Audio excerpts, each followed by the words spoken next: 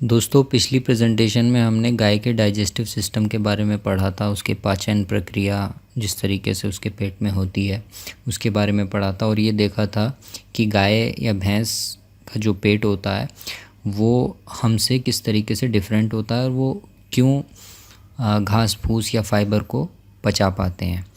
अब ये animal nutrition की प्रेजेंटेशन है। इसमें हम ये देखेंगे कि फीड में क्या होता है, जो हम चारा या दाना उसे देते हैं उसमें क्या होता है। बेसिकली जो दूध देने वाले पशु हैं या जो रूमिनेंट्स हैं जिनके अंदर र्यूमन होता है, वो फाइबर को खाने पचाने के लिए कुदरत ने बनाए हैं। तो उन्हें जितनी अच्छी मात्रा में जितना अच्छा फाइबर मिलेगा वो उतना अच्छा परफॉर्म करेंगे। भले ही वो ज़्यादा प्रोडक्शन वाले एनिमल हों या कम प्रोडक्शन वाले एनिमल हों, फाइबर की क्वालिटी को बहुत इम्पोर्टेंस देना चाहिए। उसी से उनका डाइजेशन अच्छा रहता है।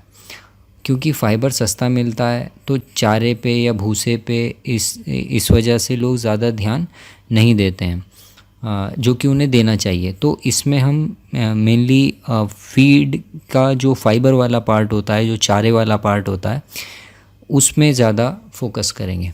तो आइए शुरू करते हैं। एनिमल न्यूट्रिशन जो साइंस है वो पशु पोषण का विज्ञान है। मतलब जो पशुओं को पोषण दिया जाता है उसका विज्ञान है, उसकी साइंस है। इसमें हम बेसिकली फीड स्टफ्स के बारे में पढ़ते हैं जो उन्हें फीड खिलाया जाता है, उसकी प्रोसेसिंग कैसे होती है और बायोलॉजिकल इम्पैक्ट एनिमल के ऊपर उस फीड का क्या होता है।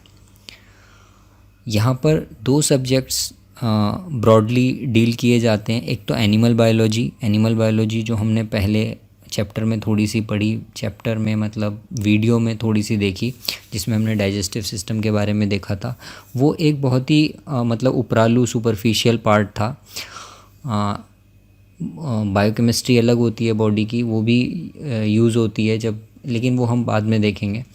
और दूसरा होता है biochemical properties of the feed stuff की बायोकेमिकल प्रॉपर्टीज़ क्या हैं, वो उसके अंदर क्या क्या केमिकल हैं या अमाइनो एसिड्स हैं, स्टार्च है, ग्लूकोज है, सेलुलोज है, क्या है, तो वो उसकी बायोकेमिकल प्रॉपर्टीज़ के बारे में हम इसमें देखते हैं। तो बेसिकली न्यूट्रिशन के 6 कंपोनेंट होते हैं: पानी, कार्बोहाइड्रेट्स, प्रोटीन्स, फैट्स, मिनरल्स और वाइटामिन्स। पानी को हम यूजुअली न्यूट्रिएंट कंसीडर नहीं करते हैं क्योंकि वो फ्रीली अवेलेबल है, और जहाँ पर पानी पैसे देकर ख़रीदा जाता है वहाँ पर डेयरी फार्मिंग या ये सब चीज़ें करनी इतनी आसान नहीं होती हैं। प्रोडक्शन कॉस्ट बहुत बढ़ जाती है। लेकिन फिर भी जो क्लीन फ्रेश वाटर होता है उसकी रिक्वायरमेंट रहती है एनिमल को हेल्दी रखने के लिए। पानी की क्वालिटी और सेफ्टी के लिए बहुत सारा मटेरियल, लिटरेचर और वो सब चीज़ें अवेलेबल हैं ऑलरेडी इंटरनेट पे, वो आप देख सकते हैं। तो जो पानी मतलब आपके लिए चाहिए, तो मतलब जैसा क्लीन आपके लिए होना चाहिए तो वैसा क्लीन अगर एनिमल के लिए भी रहेगा तो उसकी हेल्थ और अच्छी होगी। तो इसमें हम 3 प्रैक्टिकल पॉइंट्स पढ़ते हैं। पहला पार्ट होता है टर्मिनोलॉजी का, जो वोकैबुलरी है एनिमल न्यूट्रिशन की, उसे देखा जाता है, उसे पढ़ा जाता है। क्योंकि अगर आपको टर्म्स ही नहीं पता होंगे तो आप एनिमल न्यूट्रिशन कैसे सीखेंगे। दूसरा होता है कि जो केमिकल नेचर होता है फीड स्टफ्स का, उसके बारे में पढ़ा जाता है। तीसरा होता है जो मतलब असली न्यूट्रिशन साइंस होती है, जिसमें फीडिंग प्रिंसिपल्स आते हैं कि किस एनिमल को कौन सा फीड देना है, क्या वो उसमें परफॉर्म करेगा, किस तरीके से एनिमल उसे यूटिलाइज़ करेगा। और एक लास्ट पार्ट आता है जो मतलब बिल्कुल प्रैक्टिकल होता है कि हम किस तरीके से फीड फार्मूला बनाते हैं एनिमल्स के लिए। तो न्यूट्रिशन इम्पॉर्टेंट क्यों है? न्यूट्रिशन इसी वजह से इम्पॉर्टेंट है क्योंकि हमें अपने एनिमल को ऑप्टिमली फीड कराना होता है। हम जो डोमेस्टिक एनिमल्स को रेयर करते हैं ये प्रॉफिट के लिए करते हैं, तो हम इन्हें अंधाधुंध कुछ भी नहीं खिला सकते हैं कि हम कुछ भी दे दें इन्हें और ये तो हमें उसका सबसे पहले ये देखना होता है कि एनिमल की प्रोडक्शन कैपेसिटी क्या है, तो उसे उसी के हिसाब से दाना या चारा दिया जाए, ज़्यादा ना दें, वरना क्या होगा, हमारी प्रॉफिटेबिलिटी, मुनाफे जो हैं वो कम हो जाएंगे। और जितनी उसकी ज़रूरत है उससे कम भी ना दें कि उसकी हेल्थ ख़राब हो जाए, वो प्रोडक्शन ना कर पाए।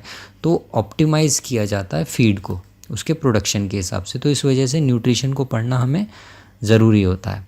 न्यूट्रिशन डेफिशिएंसी जो है वो रिड्यूस करती है प्रोडक्शन को, इम्यूनिटी को डाउन करती है, जिससे एनिमल अनहेल्दी हो जाता है और अनप्रोडक्टिव हो जाता है, उसकी प्रोडक्टिविटी कम हो जाती है, मुनाफे कम हो जाते हैं आपके। तो अगर हम एनिमल को प्रॉपरली फीड नहीं करते हैं, जो न्यूट्रिएंट्स उसे चाहिए वो नहीं प्रोवाइड कराते हैं, तो इससे क्या होता है, डॉक्टर्स की विजिट्स बढ़ती हैं और प्रॉफिट आपके कम हो जाते हैं, क्योंकि आपको डॉक्टर की फ़ीस देनी पड़ती है, दवाइयों में खर्चा करना पड़ता है। और ये प्रैक्टिकली मैंने देखा है कि जहाँ पर न्यूट्रिशन प्रॉपर नहीं होता है वहाँ पे एनिमल ज़्यादा बीमार पड़ते हैं, चाहे वो गाय हो या भैंस हो। और अगर एक्जॉटिक काउज़ हैं, क्रॉसब्रीड काउज़ हैं, तो उसमें बीमार होने की फ्रिक्वेंसी और बढ़ जाती है। तो एक सिंगल विज़िट अगर डॉक्टर की आपके यहाँ होती है, मतलब मिल्क फीवर को ट्रीट करने के लिए या मेस्टाइटिस के लिए, तो वो आपके एनिमल का जो टोटल मतलब प्रॉफिट है उसे 30% तक वाइप आउट कर सकता है, ख़त्म कर सकता है। तो डॉक्टर्स कम से कम आने चाहिए आपके फार्म में, तभी आपका फार्म प्रॉफिटेबल होगा। और वो कब कम आएंगे, जब आपके एनिमल स्वस्थ रहेंगे। तो ये जो स्टडी हम कर रहे हैं या करेंगे, ये आपकी लाइफ स्टॉक को स्ट्रीमलाइन करने के लिए हैं आपको, क्योंकि कोई एग्ज़ाम तो देना नहीं है एनिमल न्यूट्रिशन का। तो जो प्रैक्टिकल बातें होंगी वो इसमें हम बताएंगे, और आपके क्वेश्चन भी प्रैक्टिकली इसमें रहेंगे। अगर आप पूछते हैं उन्हें तो उन्हीं का जवाब भी दिया जाएगा। तो हम शुरू करते हैं इसमें बेसिक टर्मिनोलॉजी से, जो बेसिक टर्म्स एनिमल न्यूट्रिशन में यूज़ होती हैं। ये थोड़ा सा बोरिंग पार्ट है, लेकिन इसके बिना आगे चलना मुश्किल है, हम आगे नहीं बढ़ सकते हैं। हेल्थ एक स्टेट होती है, फिज़िकल स्टेट होती है, जिसमें physical mental and social wellbeing को कंसीडर किया जाता है। और ये सिर्फ डिज़ीज़ के एब्सेंस को हम हेल्थ नहीं कहते हैं, ये वर्ल्ड हेल्थ ऑर्गेनाइजेशन की दी हुई डेफिनेशन है। तो एनिमल्स के लिए भी ऐसा ही होता है, मेंटल सोशल वेलबींग एनिमल्स की भी ज़रूरी है, क्योंकि जो बिहेवियरल साइंस है, इथोलॉजी है, या एनिमल बिहेवियर की जो साइंस है, उसमें हम यही पढ़ते हैं कि अगर एनिमल मेंटल स्ट्रेस में है तो वो अच्छा परफॉर्म नहीं करता है, उसकी इम्यूनिटी डाउन होती चली जाती है। और वो कब आता है ऐसी स्ट्रेस में, कि आपने उसे ठीक जगह नहीं रखा है, प्रॉपर वेंटिलेशन नहीं है, लाइट नहीं है, या क्राउडिंग बहुत ज़्यादा है, या आपने कुछ और एनिमल्स को रखा हुआ है, जैसे डॉग्स या कैट्स भी हैं आपके डोमेस्टिक एनिमल्स के साथ, तो वो उसमें अनकंफर्टेबल फील करते हैं, तो उससे हेल्थ पे असर पड़ता है। फीड किसे कहते हैं, जो भी फूड एनिमल्स को दिया जाता है उसे फीड कहते हैं। अगर हम ह्यूमन को कोई खाने का मतलब चीज़ देते हैं तो उसे फूड कहा जाता है ह्यूमन को, और अगर जो हम एनिमल को देते हैं खाने के लिए आइटम, उसे फीड कहते हैं। तो फीड और फूड में यही मेजर डिफरेंस है। एडिटिव्स क्या होते हैं, एडिटिव्स वो केमिकल्स या वो कंपाउंड्स होते हैं जो एनिमल के फीड में मिलाए जाते हैं, उन्हें जो एनिमल के फीड की एफिशिएंसी को बढ़ाते हैं। इनका अपना कोई मतलब, अगर इसे खाली देंगे बिना फीड के तो इनका अपना कोई रोल नहीं होता है, और ये कोई उसमें फ़ायदा भी नहीं पहुंचाएंगे। जैसे एंजाइम्स हैं, तो एंजाइम क्या करते हैं कि अंदर जाएंगे और जो न्यूट्रिएंट्स हैं, प्रोटीन है, कार्बोहाइड्रेट्स हैं, फाइबर है, उसे डाइजेस्ट करने में हेल्प करेंगे। अगर आप न्यूट्रिशन ही नहीं देंगे, फीड ही नहीं देंगे और खाली एंजाइम दे देंगे तो वो काम नहीं कर पाएगा। तो ये होते हैं एडिटिव। इसी तरीके से सप्लीमेंट्स भी होते हैं। सप्लीमेंट्स क्या होते हैं, जो ऑलरेडी फीड में होते हैं लेकिन इतने नहीं होते हैं जितनी एनिमल को रिक्वायरमेंट है, तो उन्हें हम बाहर से देते हैं। जैसे वाइटामिन्स हैं, ट्रेस मिनरल्स हैं, उसे हम कहते हैं सप्लीमेंट्स। तो ये एडिटिव और सप्लीमेंट्स की वो डिफरेंस हो गया। तीसरा फिर आता है राशन। एक दिन में जितना फीड दिया जाता है एनिमल को उसे हम राशन कहते हैं। लिमिटिंग अमाइनो एसिड्स क्या होते हैं, प्रोटीन जो है ना वो डिफरेंट अमाइनो एसिड से मिलके बनता है। तो कुछ अमाइनो एसिड किसी प्रोटीन में ज़्यादा होते हैं, कुछ कम होते हैं। तो जो कम अमाइनो एसिड्स होते हैं प्रोटीन के अंदर, उन्हें हम लिमिटिंग अमाइनो एसिड्स कहते हैं। फीड कन्वर्जन एफिशिएंसी का मतलब ये होता है कि जो आप फीड एनिमल को दे रहे हैं वो कितना प्रोडक्शन में कन्वर्ट हो रहा है। मान लो अगर बकरी को दे रहे हैं या बकरे को दे रहे हैं तो वो मीट में कितना कन्वर्ट हो रहा है, या अगर गाय को दिया जा रहा है तो वो दूध में कितना कन्वर्ट हो रहा है, तो उसे हम फीड कन्वर्जन एफिशिएंसी कहते हैं। तो कम फीड ज़्यादा प्रोडक्शन, एक ये सबसे प्रॉफिटेबल रेशो होता है। तो इसी के उसमें आता है feed conversion ratio. Feed conversion ratio क्या होता है, ये रेशो होता है कितना फीड एनिमल ने कंज्यूम किया और कितना उसने प्रोड्यूस किया। तो इसका जो रेशो होता है, जैसे एक मुर्गा है उसने 3 किलो फीड खाया और 2 किलो का वो हो गया, तो 3/2 कितना हो गया, 1.5 का FCR आ गया, फीड कन्वर्जन रेशो आ गया। अगर कोई मुर्गा ऐसा है कि वो 2 किलो का हो रहा है 2800 ग्राम फीड खा के 3 किलो की जगह, तो उसका FCR इससे बेटर होगा, मतलब वो FCR कम हो जाएगा। तो FCR जितना कम होगा उतना अच्छा परफॉर्मेंस होगा फीड का और एनिमल का। कैलोरी एक यूनिट है, मेज़रमेंट की यूनिट है, जिसमें हम एनर्जी को मेज़र करते हैं। जैसे कपड़े को मीटर में मेज़र किया जाता है या सेंटीमीटर में, जैसे किसी आप वज़न को किलोग्राम या ग्राम में मेज़र करते हैं, ऐसे ही एनर्जी को कैलोरी, किलो कैलोरी या मेगा कैलोरी में मेज़र की जाती है। रफेज क्या होता है, कोई भी फीड जिसमें 18% से ज़्यादा फाइबर होता है, क्रूड फाइबर होता है, उसे हम रफेज कहते हैं। और अगर 18% से कम क्रूड फाइबर है तो उसे हम कंसंट्रेट कहते हैं। अब ये वाला टेबल समझना ज़रूरी है, क्योंकि फीड फॉरेज का हम यहाँ पर देखेंगे कि उसका केमिकल कंपोजिशन क्या, किस तरीके से हम उसे केमिकली कैरेक्टराइज करते हैं, फीड को या फॉरेज सैंपल को। तो बेसिकली यहाँ फॉरेज की बात हो रही है। फॉरेज मतलब जो चारा एनिमल को दिया जाता है। तो हम क्या करते हैं, पानी जैसा मैंने पहले बताया उसे न्यूट्रिएंट कंसीडर नहीं किया जाता, तो पानी को निकाल कर जो फीड के अंदर बचता है हम उस मॉइस्चर फ्री फीड को कंसीडर करते हैं, जिसे ड्राई मैटर कहा जाता है।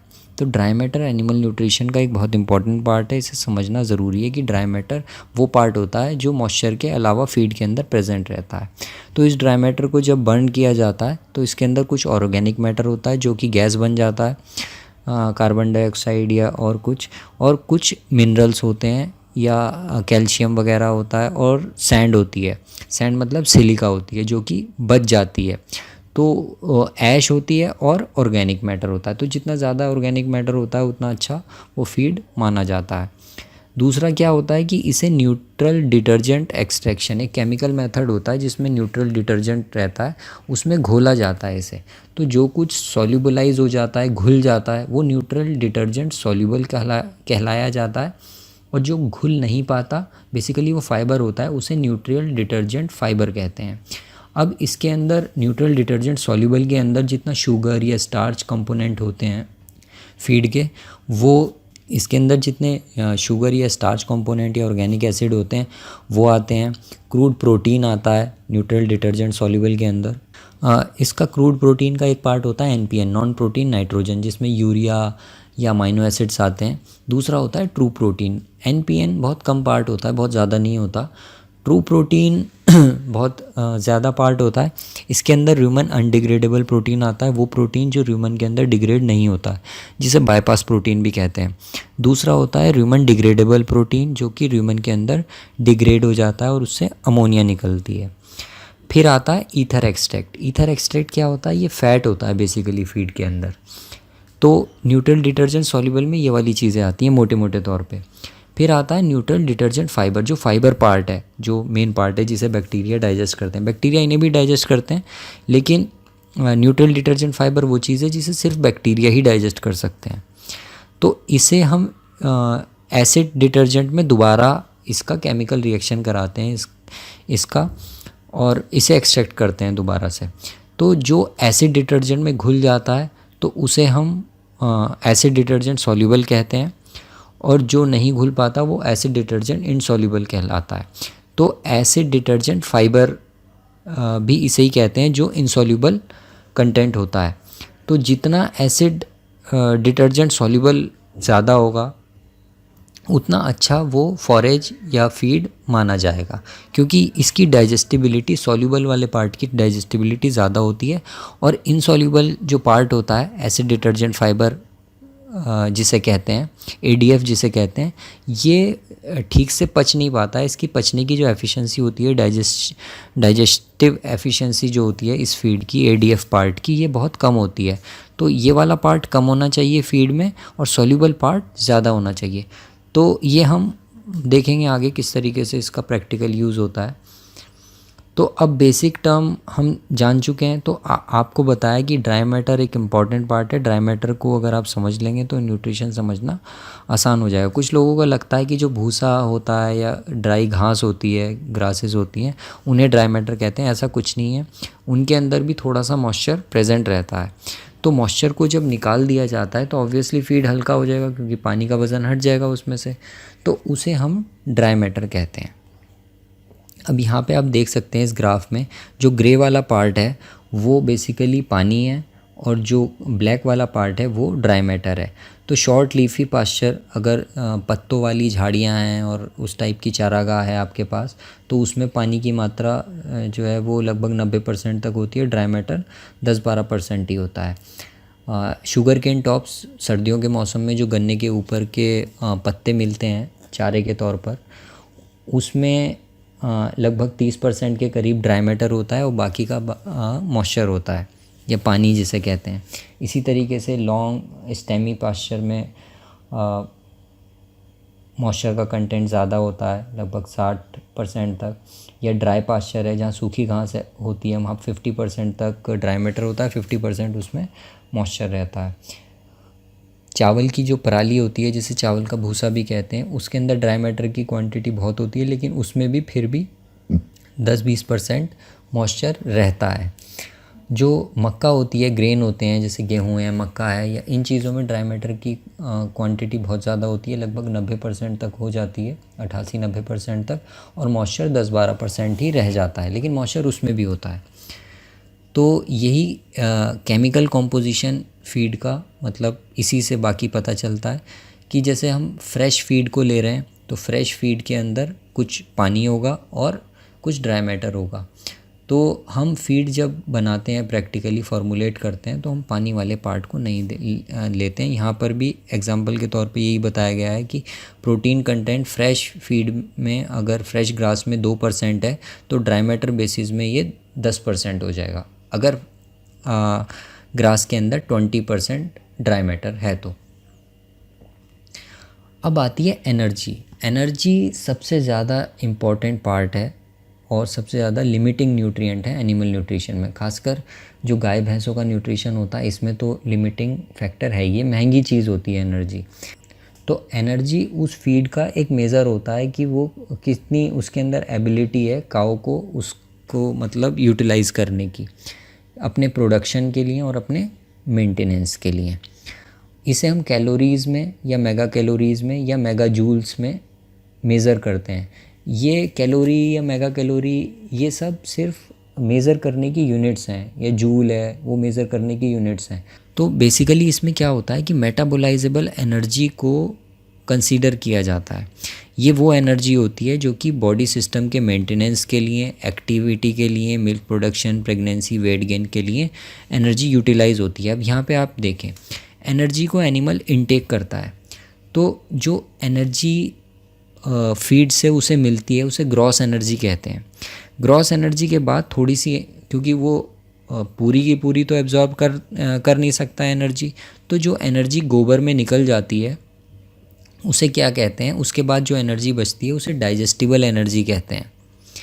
गोबर में जो एनर्जी निकल गई उसके बाद जो बची ग्रॉस एनर्जी में से उसे डाइजेस्टिबल एनर्जी कहा जाता है। डाइजेस्टिबल एनर्जी के बाद भी बॉडी के अंदर से कुछ गैस निकलती है, जैसे इरेक्टेशन होता रहता है, बताया आपको, एनिमल गैस निकालता रहता है, मीथेन, कार्बन डाइऑक्साइड, और उसका जो यूरिन निकलता है, जो पेशाब निकलता है, उसके अंदर कुछ एनर्जी निकल के जाती है। तो वो निकलने के बाद जो एनर्जी बचती है वो मेटाबोलाइजेबल एनर्जी कहलाती है। और मेटाबोलाइजेबल एनर्जी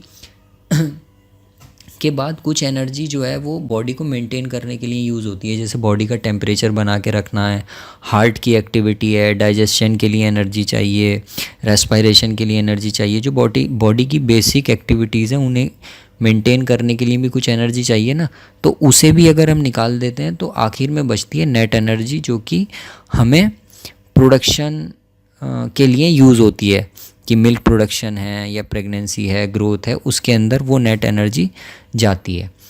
तो ये एनर्जी हो गई। अच्छा, ये एनर्जी डिपेंड किस पे करती है? ये डिपेंड करती है डाइजेस्टिबिलिटी पे, कि फूड कितना, जो हम इसे फूड दे रहे हैं वो कितना डाइजेस्टिबल है, मतलब उसके गोबर में फीड कितना आ रहा है, इससे हम डाइजेस्टिबिलिटी को नापते हैं। मान लीजिए हमने कुछ एनिमल को खाने को दिया, कोई फीड दिया, और 50% उसने एब्जॉर्ब कर लिया, पचा लिया, डाइजेस्ट कर लिया, और 50% उसमें आ गया उसका गोबर में। तो इसे डिटरमाइन किया जाता है डिफरेंट केमिकल मेथड से। तो अगर हमने दूसरा फीड दिया वो 75% डाइजेस्ट हुआ, 25% गोबर में आया, तो अब जो दूसरा फीड था उसकी डाइजेस्टिबिलिटी ज़्यादा होगी, वो 75% डाइजेस्ट हुआ, और जो पहला फीड था वो 85% डाइजेस्ट हुआ था, तो उसकी डाइजेस्टिबिलिटी कम थी। तो ये एक इम्पॉर्टेंट मेज़र होता है डाइजेस्टिबिलिटी। तो ये कोई डायरेक्ट मेज़र नहीं है, लेकिन इससे हमें फीड की क्वालिटी का पता चल जाता है कि फीड की क्वालिटी कैसी होती है। तो ग्रेटर जितनी ज़्यादा डाइजेस्टिबिलिटी होगी उतना अच्छा गाय के लिए वो फीड होगा, और क्योंकि उससे वो ज़्यादा एनर्जी को एक्सट्रैक्ट कर पाएंगे। तो हायर द डाइजेस्टिबिलिटी, जितनी ज़्यादा फीड की डाइजेस्टिबिलिटी होगी उतना ज़्यादा मेटाबोलाइजेबल एनर्जी उससे मिल पाएगी। तो यहाँ पर भी मैंने जैसे आपको पहले बताया था कि जो ग्राउंड मटेरियल फॉरेज होता है, चारा होता है, उसे न्यूट्रल डिटर्जेंट में सॉल्युबलाइज करते हैं। कुछ सॉल्युबल हो जाते हैं, कुछ इनसॉल्युबल रहते हैं, जिसे एनडीएफ कहते हैं। एनडीएफ को फिर एसिड डिटर्जेंट में सॉल्युबलाइज किया जाता है।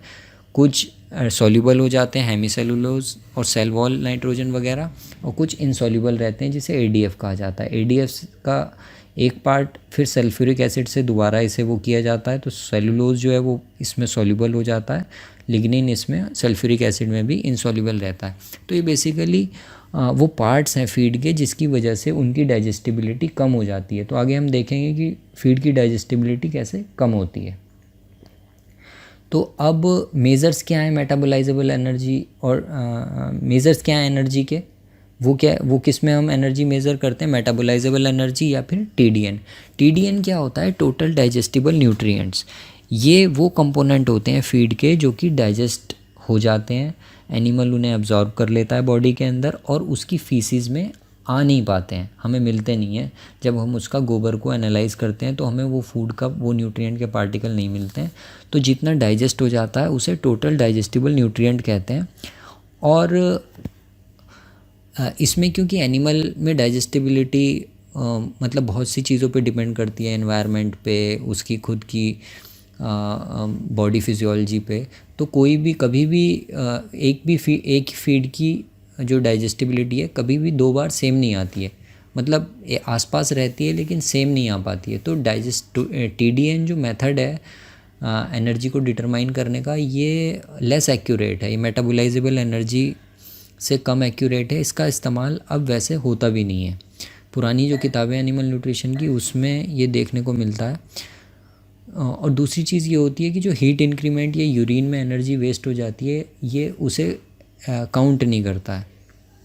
नई बुक में टीडीएन को नहीं यूज़ किया गया है, उसमें मेटाबोलाइजेबल एनर्जी या फिर, तो नई बुक्स में तो net energy for lactation, net energy for growth, हर एक के लिए अलग अलग एनर्जी को डिटरमाइन किया जाता है।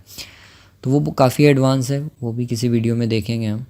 तो टीडीएन को एज ए परसेंटेज एक्सप्रेस किया जाता था इन केजीज़। जैसे 1 किलो भूसा है तो उसके अंदर 40% टीडीएन है, तो इसका मतलब ये है कि 400 ग्राम टीडीएन उसके अंदर, भूसे के अंदर हम कंसीडर करेंगे।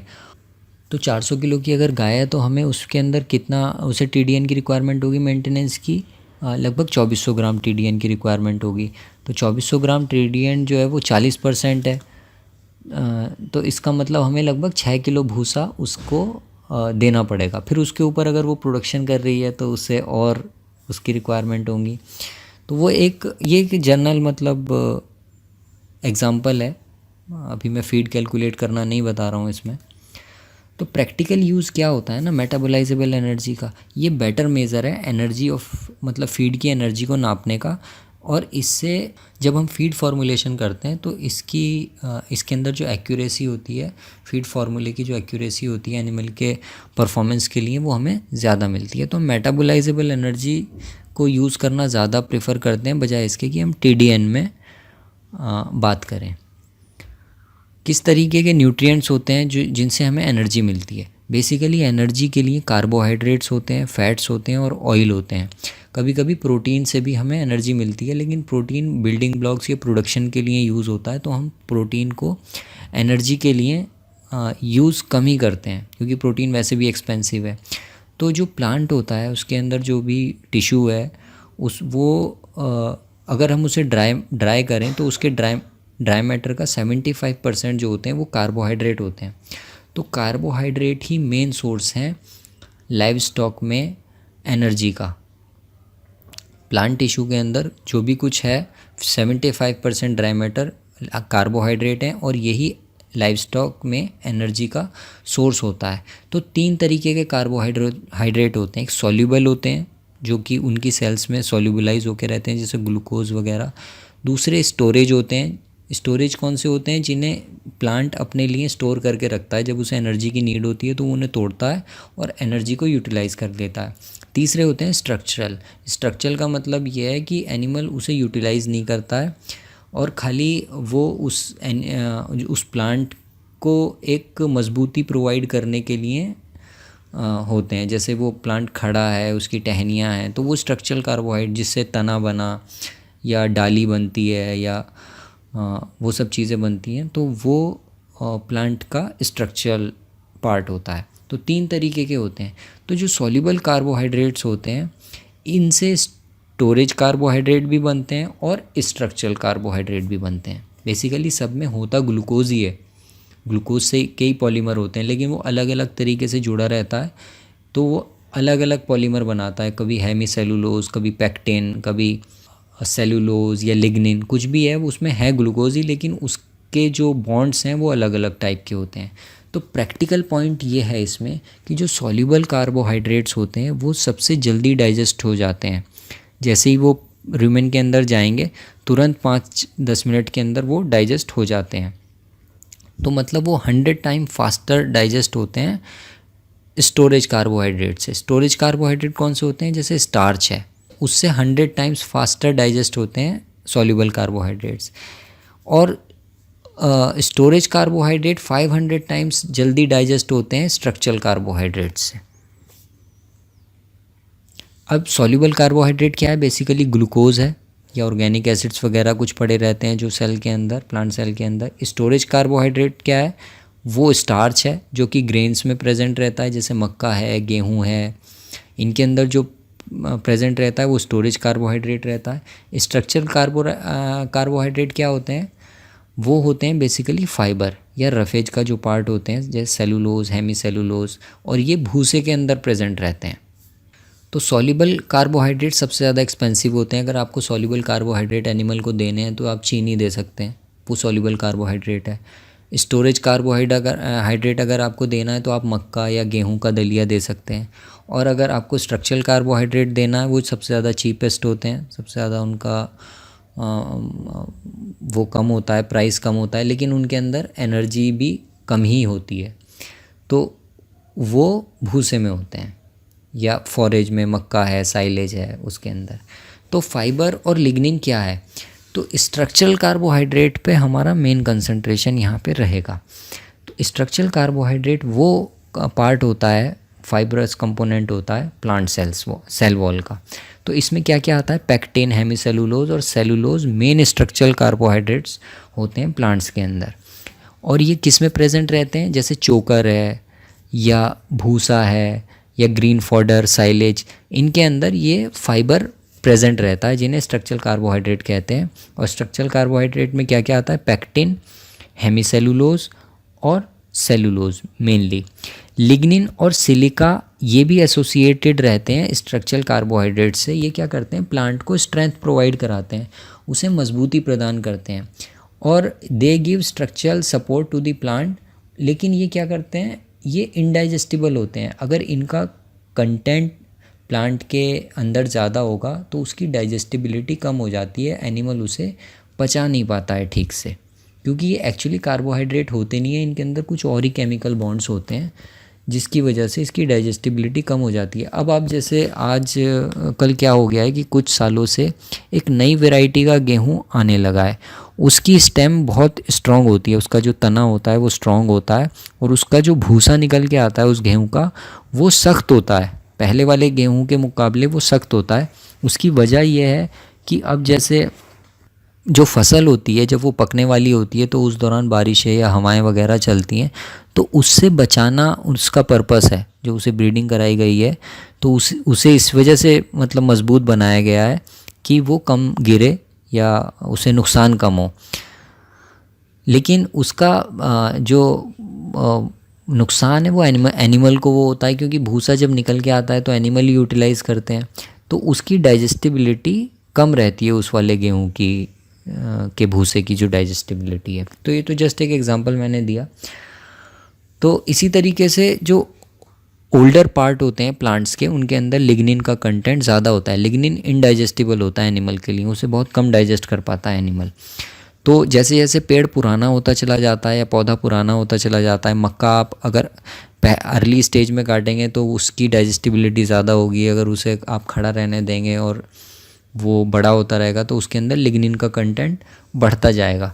तो लिग्निन क्या करता है, स्ट्रक्चरल कार्बोहाइड्रेट जो पेक्टिन, हेमीसेलुलोज, सेलुलोज के साथ बाइंड हो जाता है और उनकी डाइजेस्टिबिलिटी को कम कर देता है। जो स्ट्रॉ पार्ट होता है वो बेसिकली जो ट्री लीव्स होती हैं या ट्विग होती है उससे ओल्डर होता है, इस वजह से कम डाइजेस्टिबल होता है। स्ट्रॉ मतलब भूसा। तो यहाँ पर आप देख सकते हैं इस डायग्राम में कि ये तो सेलुलोज है और ये जो लाल वाला पार्ट दिख रहा है ये लिग्निन है। ये आके इसके साथ एसोसिएट हो जाता है और इसे बांध लेता है अपने अंदर। ये जो हरा वाला पतली वाली लाइनें दिख रही हैं तार जैसी, ये हेमीसेलुलोज है। तो इन सब चीज़ों को बांध के एक तरीके से ताले के अंदर बंद कर देता है और इसे टूटने नहीं देता है। यहाँ पे देख सकते हैं आप।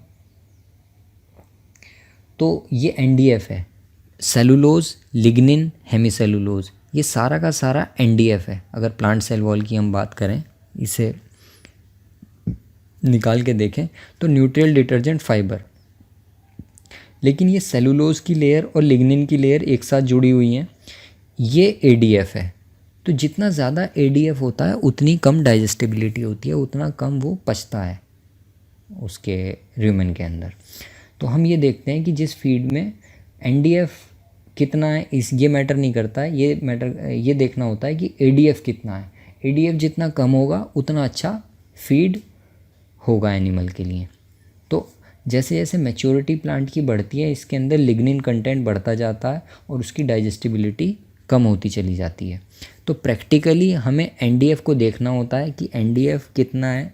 मतलब पहले एनडीएफ को देखते हैं, फिर एनडीएफ के बाद एडीएफ को देखते हैं। उससे हमें पता चलता है कि डाइजेस्टिबिलिटी कितनी है। खाली एनडीएफ से हमें, मतलब एनडीएफ न्यूट्रियल डिटर्जेंट फाइबर या क्रूड फाइबर से हम नहीं बता सकते हैं कि प्लांट की डाइजेस्टिबिलिटी कितनी होगी या कितना फ़ायदेमंद होगा। तो जैसा मैंने बताया कि फ़ैट और ऑयल भी एनर्जी प्रोवाइड करते हैं। तो फॉरेज के अंदर 2 से 3% तक फ़ैट या ऑयल भी होता है जो हम उसे चारा देते हैं। ईथर एक्सट्रैक्ट भी कहा जाता है। फ़ैट और ऑयल ये वेजिटेबल ऑयल के अंदर कंसीडर किए आते हैं। टैलो एनिमल फ़ैट होता है, वो भी कई बार मिल जाता है एनिमल फीडिंग के लिए। और प्रोसेस फ़ैट होते हैं। कभी भी काऊ को या कोई भी रूमिनेंट है उसे 5% से ज़्यादा, मतलब जो उसका ड्राई मैटर इनटेक है उससे ज़्यादा हमें फ़ैट नहीं देना चाहिए। अब क्योंकि 2 से 3% ऑलरेडी फीड में मतलब फ़ैट रहता है, तो हम अगर उसे ज़्यादा तेल पिलाएंगे या एनिमल को वो देंगे तो वो फाइबर की डाइजेस्टिबिलिटी को कम करता है। तो और दूसरा क्या करता है, ये फ़ैट पैलेटेबिलिटी को, जो उसका टेस्ट होता है, उसे भी कम करते हैं। और ये फाइबर को अंदर जाके तेल क्या करता है, फाइबर को कोट कर लेता है, जिसके ऊपर बैक्टीरिया फिर अपना काम नहीं कर पाता है और उसे डाइजेस्ट नहीं कर पाता। तो बेसिकली फ़ैट जो है वो एनिमल के डाइजेशन को बिगाड़ देता है अगर आप उसे रेगुलर फ़ैट की फीडिंग करा रहे हैं तो। और अगर प्रोटीन ज़्यादा दे रहे हैं आप डाइट में, तो ह्यूमन माइक्रोब्स उसे यूटिलाइज़ करने लगते हैं और उसे एज ए एनर्जी सोर्स इस्तेमाल करने लगते हैं बजाय प्रोटीन सोर्स के। तो वो देना मतलब बाहर से अच्छा नहीं है। अब एनर्जी और मिल्क प्रोडक्शन आप यहाँ पे देखें, फिर ड्राई मैटर इनटेक का कितना वैल्यू है या क्या इंपॉर्टेंस है। यहाँ पर हमने 3 गाय ली हैं, एक 13 लीटर दूध दे रही है, एक 17 लीटर और एक 20 लीटर। फार्मर के पास 2 फीड अवेलेबल हैं, एक गेहूँ का भूसा और हरा चारा, जिसके अंदर 8, ये मिक्सचर है, 8 मेगाजूल पर केजी एनर्जी है, पर केजी ड्राई मैटर बेस, इसमें एनर्जी है 8 मेगाजूल। और एक है साइलेज के अंदर 10 मेगाजूल एनर्जी, मेटाबोलाइजेबल एनर्जी है। तो अब एक चीज़ हमें ध्यान में रखनी होती है कि हमें अपनी जो काऊ है उसे उसकी कैपेसिटी के हिसाब से खिलाना है। तो अगर 13 लीटर वाली गाय को हम देखें तो इसकी जो डेली एनर्जी की रिक्वायरमेंट है वो कितनी है, 125 मेगाजूल मेटाबोलाइजेबल एनर्जी इसे चाहिए। तो डेली रिक्वायर्ड इनटेक ये कितना ड्राई मैटर को इनटेक कर सकती है, अगर हम 8 मेगाजूल वाला इसे चारा देंगे तो लगभग इसे हमें 15 किलो 600 ग्राम चारा देना पड़ेगा। और अगर 10 मेगाजूल पर केजी वाला इसे चारा देंगे तो वो 12.5 किलो ही देना पड़ेगा। ठीक है। अब 17 लीटर जो दूध दे रही है उसे कितनी एनर्जी चाहिए, उसे 146 मेगाजूल एनर्जी चाहिए। अगर हम 8 मेगाजूल वाला चारा देंगे जो कि भूसा और हरा चारा है तो उसे 18 किलो देना पड़ेगा। ये ड्राई मैटर की बात हो रही है। और 10 मेगाजूल वाला अगर चारा दे रहे हैं तो वो 14 मतलब किलो 600 ग्राम देना पड़ेगा। और 20 लीटर वाली गाय को फिर ये 20 किलो मतलब 161 मेगाजूल एनर्जी चाहिए। और 8 किलो वाला अगर हम चारा देंगे तो वो 20 किलो लगेगा, और ये वाला देंगे तो लगभग 16 लगेगा जो 10 मेगाजूल वाला चारा है। अब यहाँ पर एक प्रैक्टिकल बात ये है कि जो ड्राई मैटर इनटेक है एनिमल का वो 2% उसके बॉडी वेट का होता है, और बफलो के अंदर ये 2.5% तक चला जाता है। तो अगर एक गाय 400 किलो की है तो वो ज़्यादा से ज़्यादा अगर इनटेक कर सकती है ड्राई मैटर तो वो 12 किलो ड्राई मैटर इनटेक कर सकती है।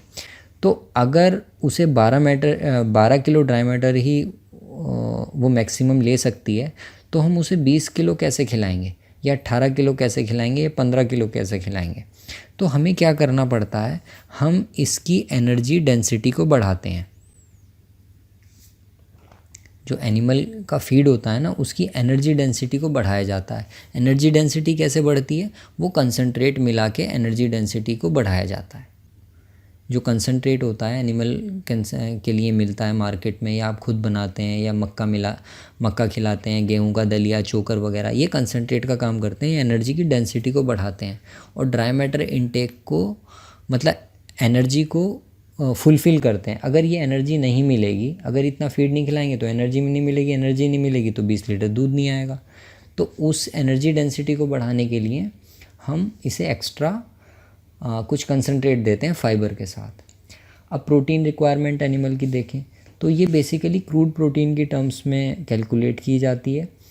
और इसे हम कैलकुलेट कैसे करते हैं, हम फीड के अंदर टोटल नाइट्रोजन को कैलकुलेट करते हैं, उसे 6.25 से मल्टीप्लाई करते हैं उस नाइट्रोजन कंटेंट को, तो जो आता है वो टोटल क्रूड प्रोटीन परसेंटेज होती है। इसके 2 पार्ट होते हैं, एक तो ट्रू प्रोटीन होता है, यहाँ पर देख सकते हैं, और एक नॉन प्रोटीन नाइट्रोजन होती है जिसमें अमाइनो एसिड या यूरिया वगैरह आता है। इसके ट्रू प्रोटीन के भी 2 पार्ट होते हैं, एक ह्यूमन डिग्रेडेबल प्रोटीन होता है, एक ह्यूमन अनडिग्रेडेबल होता है, मतलब जिसे ह्यूमन डिग्रेड नहीं कर पाता है। ये जो नॉन प्रोटीन पार्ट होता है इसे भी ह्यूमन माइक्रोब्स प्रोटीन में कन्वर्ट कर लेते हैं। इसी वजह से कभी कभी यूरिया एनिमल को दिया जाता है। अगर प्रॉपर एनर्जी सोर्सेज के साथ यूरिया दिया जाए तो वो कन्वर्ट हो जाता है प्रोटीन में। तो प्रोटीन की रिक्वायरमेंट को बेसिकली यूरिया कम करता है, लेकिन उसे ऐसे नहीं खिलाया जा सकता कि आप, वो टॉक्सिसिटी भी कर सकता है, मतलब जहर भी बन सकता है एनिमल के लिए अगर ज़्यादा खिला देंगे आप। तो वो कैसे उसकी फीडिंग होती है किसी वीडियो में हम आगे देखेंगे। इसकी वजह से क्या होता है कि जो दोनों सोर्सेज होती हैं NPN हो या ट्रू प्रोटीन हो, तो वो बेसिकली काऊ के लिए प्रोटीन का सोर्स होती हैं, उसी से फिर वो प्रोडक्शन बढ़ाता है। नॉन प्रोटीन नाइट्रोजन ये बेसिकली प्रोटीन नहीं होता है, ये सिंपल नाइट्रोजन होती है। इसे भी हम वैसे ही कैलकुलेट करते हैं। अगर हम खाली नॉन प्रोटीन नाइट्रोजन ही एनिमल को देते रहें और वो उसे कन्वर्ट करते रहें प्रोटीन में, तो माइक्रोब्स की एफिशिएंसी कम हो जाती है, क्योंकि कुछ माइक्रोब ह्यूमन के अंदर ऐसे होते हैं कि जो कि NPN को यूटिलाइज़ नहीं कर सकते हैं, उन्हें हमें प्रोटीन ही देना पड़ता है। तो इस वजह से उनकी एफिशिएंसी जो 100% की 80% तक रह जाती है अगर हम यूरिया फीडिंग उन्हें ज़्यादा कर देंगे या NPN की फीडिंग ज़्यादा कर देंगे। तो NPN बेसिकली 30% नाइट्रोजन, जो टोटल नाइट्रोजन रिक्वायरमेंट है एनिमल की, उसका 30% ही हम NPN एनिमल को देते हैं, या यूरिया दे सकते हैं। मेरी आपको सजेशन ये है कि इस वीडियो को देख के आप अपने आप से यूरिया उसे फीड ना कराने लग जाएं। मैं कोई वीडियो बनाऊंगा, बताऊंगा कि यूरिया फीडिंग कैसे करती है, क्योंकि कई बार यूरिया टॉक्सिसिटी कर देता है। और यूरिया फीड कभी भी काफ को ना दें, 3 महीने से छोटे काफ को कभी भी यूरिया फीडिंग ना कराएं।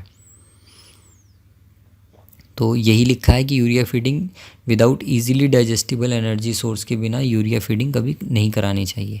तो ये मेटाबॉलिज्म है प्रोटीन का, प्रोटीन आता है उसके अंदर माइक्रोब्स उसकी नाइट्रोजन को यूज़ करते हैं और अपना प्रोटीन बनाते हैं। वो माइक्रोब्स फिर इंटेस्टाइन के अंदर एंटर करते हैं और वो प्रोटीन की जो रिक्वायरमेंट है उसे काउगी फुलफ़िल करते हैं।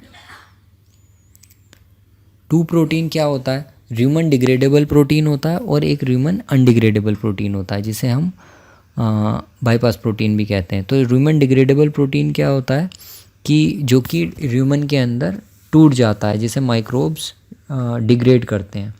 अनडिग्रेडेबल प्रोटीन र्यूमन के अंदर नहीं टूट पाता है, वो बाईपास होके इंटेस्टाइन में पहुंच जाता है, उसे बाईपास प्रोटीन भी कहते हैं। लेकिन फीड को कई बार प्रोटेक्ट भी करते हैं, बाईपास प्रोटीन की जो कंटेंट है उसे बढ़ा भी देते हैं। नेचुरली ये प्रेजेंट रहता है, जो ऑयल केक्स होते हैं, खली होती है उसके अंदर प्रेजेंट रहता है, लेकिन हीट और केमिकल से हम इसका प्रोपोर्शन बढ़ा सकते हैं। लेकिन जो कॉटन सीड केक है, बिनौले की खल है या सरसों की खल है, उसके अंदर सफिशेंट बाईपास प्रोटीन रहता है। हाई प्रोटीन जो प्रोड्यूसिंग एनिमल होते हैं, जो 20-22 लीटर से ज़्यादा दूध देते हैं, 25 लीटर से ज़्यादा दूध देते हैं, उन्हें बाईपास प्रोटीन की ज़रूरत पड़ती है। जो कम प्रोडक्शन वाले एनिमल हैं उन्हें बाईपास प्रोटीन की इतनी नीड नहीं होती है। अगर आप देंगे भी तो उनके ऊपर कुछ खास आपको फ़र्क नज़र नहीं आएगा। रूमिनेंट्स में जो एफिशिएंट डाइजेशन होता है वो तभी पॉसिबल हो पाता है कि जब आप उसे फाइबर प्रोवाइड कराएं, और फाइबर भी ऐसा जो कोर्स हो, मतलब बड़ा 1 इंच साइज़ का फाइबर हो, बहुत वैसा चॉप हुआ ना हो कि उसके जैसे चेफ कटिंग करते हैं तो बहुत छोटी कर देते हैं, तो वैसा ना हो, कम से कम 1 से 1.5 इंच का हो, जिससे उसके र्यूमेन को स्टिमुलेशन मिले और डाइजेशन प्रॉपर हो पाए। क्योंकि फाइबर जो है वो सेल वॉल वो बेसिकली सेल वॉल का पार्ट होता है, जो कि एक स्ट्रक्चरल मटेरियल है, और हेमिसेलुलोज, सेलुलोज, लिग्निन भी उसमें होते हैं। कुछ फाइबर डाइजेस्ट नहीं हो पाता है। 3 मेथड होते हैं इसे डिस्क्राइब करने के फीड में, मैं पहले बता चुका हूँ, neutral detergent fibre, acid detergent fibre और क्रूड फाइबर। तो न्यूट्रियल डिटर्जेंट फाइबर को हम मेज़र करते हैं, इससे ये पता चलता है कि फीड कितना बल्की है, इससे ये पता नहीं चलता है कि डाइजेस्टिबल कितना है। न्यूट्रियल डिटर्जेंट फाइबर मैं बता चुका हूँ कि डाइजेस्टिबल प्लस इनडाइजेस्टिबल दोनों पार्ट होते हैं, इससे फीड की बल्कीनेस का पता चलता है। एडीएफ हमें ये बताता है कि वो कितना डाइजेस्टिबल है, कि पुअरली डाइजेस्ट होगा या ईजीली डाइजेस्ट हो जाएगा। तो high neutral detergent fibre might mean lower intake. अगर एनडीएफ का कंटेंट ज़्यादा है तो उस फीड का इनटेक कम हो जाता है, और अगर एडीएफ लो है तो वो डाइजेस्टिबल कहलाता है फीड, मतलब हाई क्वालिटी का फीड है। क्रूड फाइबर क्या होता है कि कई बार क्या होता है ना कि फ़ाइबर को इंडिकेट किया जाता है, मतलब क्रूड फाइबर की टर्म्स में, लेकिन अब क्रूड फाइबर कहीं यूज़ नहीं होता है। पुरानी एनिमल न्यूट्रिशन की बुक्स में क्रूड फाइबर का जो कंसेप्ट है वो यूज़ होता था, लेकिन अब इसे यूज़ नहीं किया जाता है। जैसे टीडीएन को हम यूज़ नहीं करते हैं अब मेथोडोलॉजी में, नई जो न्यूट्रिशन की बुक्स हैं उसमें या नए कंसेप्ट्स में। इसी तरीके से क्रूड फाइबर को भी नहीं यूज़ करते हैं, या तो एनडीएफ को यूज़ किया जाता है, न्यूट्रियल डिटर्जेंट फाइबर, या फिर एडीएफ को। इसी से पता चलता है कि डाइजेस्टिबिलिटी उसकी कितनी है। तो अगर आपको फीड इनटेक उसका ज़्यादा है, ऑर्गेनिक मैटर डाइजेस्टिबिलिटी जो ग्रास की होती है वो 78 to 81% तक होती है। साइलेज के अंदर भी डाइजेस्टिबिलिटी ज़्यादा होती है, क्योंकि उसके अंदर जो एडीएफ कंपोनेंट होता है फीड का वो कम रहता है। अब ये प्रैक्टिकल पॉइंट है यहाँ पर कि एनिमल जो फ्री ऑर्गेनिक फाइबर है उसे ही डाइजेस्ट कर पाता है, जिसके अंदर हेमिसेलुलोज और पेक्टिन वगैरह होते हैं, और लिग्निन को एनिमल डाइजेस्ट नहीं कर पाता है। जो यंग लीव्स होती हैं, मतलब पेड़ के जो नई पत्तियां होती हैं, उसे एनिमल अच्छे से डाइजेस्ट कर पाता है। ग्रासेस हैं जो पास्चर की घास होती है, फॉडर है जिसमें लिग्निन का पार्ट कम होता है, वो एनिमल अच्छे से डाइजेस्ट कर पाता है। जैसे जैसे एज बढ़ती है फॉरेज की या प्लांट की, उसी तरीके से वो कम होता चला जाता है उसकी digestibility. Lignin bind cellulose and make it indigestible. Lignin cellulose के साथ बाइंड हो जाता है और उसे इनडाइजेस्टिबल बना देता है, डाइजेस्टिबिलिटी उसकी कम कर देता है। अब ये वाला जो एरो है ये आप देख सकते हैं कि हेमीसेलुलोज और सेलुलोज जो हैं वो सेल वॉल का पार्ट है और इन तीनों को हम एनडीएफ कहते हैं। ये हेमीसेलुलोज, सेलुलोज और लिग्निन, ये तीनों चीज़ें मिलकर एनडीएफ बनाती हैं। इनमें से सेलुलोज और लिग्निन वाला पार्ट एडीएफ होता है और खाली लिग्निन जो होता है वो एसिड, मतलब ये सल्फ्यूरिक एसिड में भी सॉल्युबलाइज नहीं हो पाता। तो हेमीसेलुलोज और सेलुलोज ये वेरिएबल कंपोनेंट होते हैं और इन्हीं से पता चलता है कि फीड कितना डाइजेस्टिबल है। तो यंग लीव्स के अंदर हेमीसेलुलोज का कंटेंट ज़्यादा होता है, लिग्निन का कम होता है, इसी वजह से उनकी डाइजेस्टिबिलिटी ज़्यादा रहती है। ओल्डर लीव्स में हेमीसेलुलोज का कंटेंट कम हो जाता है और लिग्निन का कंटेंट बढ़ जाता है। तो इस वीडियो का जो मेन मकसद था वो आपको फाइबर वाला जो कंपोनेंट होता है उसके बारे में बताना था, थोड़ी टर्मिनोलॉजी और बेसिक्स के बारे में बताने का था। अब आगे की वीडियोस में हम प्रैक्टिकल पॉइंट्स ही देखेंगे कि किस तरीके से कौन कौन से फॉरेज होते हैं, कैसे डाइजेस्टिबिलिटी उनकी होती है, कैसे उगाया जा सकता है, फीड की प्लानिंग कैसे करते हैं, इन सब के बारे में हम जानेंगे। Thank you for watching this video और इस चैनल को लाइक कीजिए, सब्सक्राइब कीजिए, शेयर कीजिए और डेयरी की वीडियोस आगे भी मैं बनाऊंगा। सजेस्ट करते रहिए आप टॉपिक्स, मैं नोट करता रहता हूँ आपके कमेंट्स में देखकर। सारे कमेंट्स पे रिप्लाई नहीं कर पाता हूँ मैं तो, लेकिन सभी का थैंक यू जो लोग कमेंट करते हैं, इनकरेज करते हैं। और मिलते हैं फिर अगली वीडियो में इंशाल्लाह। Thank you.